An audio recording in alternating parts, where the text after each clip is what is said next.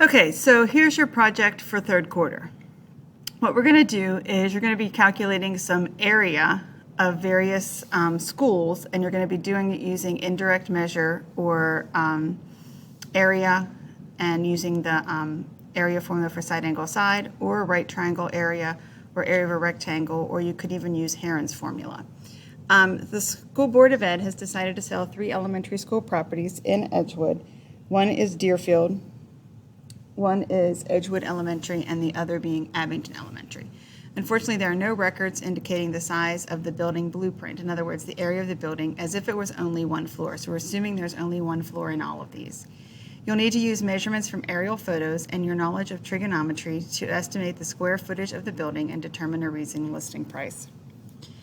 You can work independently, or you can work with a partner. Okay? If you work with a partner, you need to do all 3 of the schools. If you work individually, you can choose 2 of the 3 schools.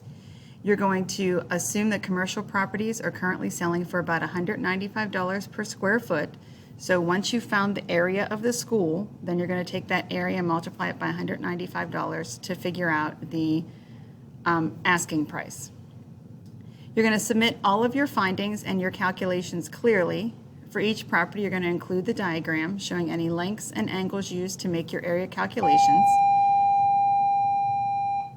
You're going to include any necessary explanations, such as text or recorded narration. And you're going to create a PowerPoint presentation for the Board of Ed that represents each property you completed with the diagram, calculated area, and asking price. You have to use each of the 4 formulas at least once. You have to use right triangle trig, the law of sines, the law of cosines, and the area formula. I've given you 2 different area formulas. One is for a side angle side, and then the other is Heron's formula, which says A is the square root of S times S minus A times S minus B times S minus C, where S is 1/2 the perimeter of the triangle. And I've given you a rubric, but first, here are the maps of the 3 schools. So there's Deerfield Elementary School. Very straightforward.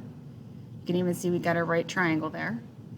Abington Elementary School, and we've created the triangles for you, so there's enough information for you to do this. And then Edgewood Elementary School. So you can see we've snapped aerial footage and filled it in to give you that information, okay? So that's what we're looking at to find the areas. You are going to calculate the area correctly within 100 square feet. You're going to calculate the asking price correctly within $20,000, and you're going to show all of your calculations. You're going to have a diagram of the property, and then you're going to get points for correctly using right triangle trig, correctly using the law of sines, correctly using the law of cosines, and correctly using either the formula for area of a triangle using side angle side, or area of a triangle using Heron's formula. And then you're going to project. Your project is going to be presented neatly as a PowerPoint presentation of each property you completed with the completed diagram, calculated area, and asking price. Now what that means is you're submitting this all in a PowerPoint. It doesn't mean you're going to make the presentation. It means you're going to submit it as a PowerPoint. Okay? So to show you what I'm expecting, so here's my example. This is my Chapter 5 trig project. This is the sample of Edgewood High School. I'm Patty Finney. So what I have done here is I have actually taken an aerial shot of Edgewood High School. Okay?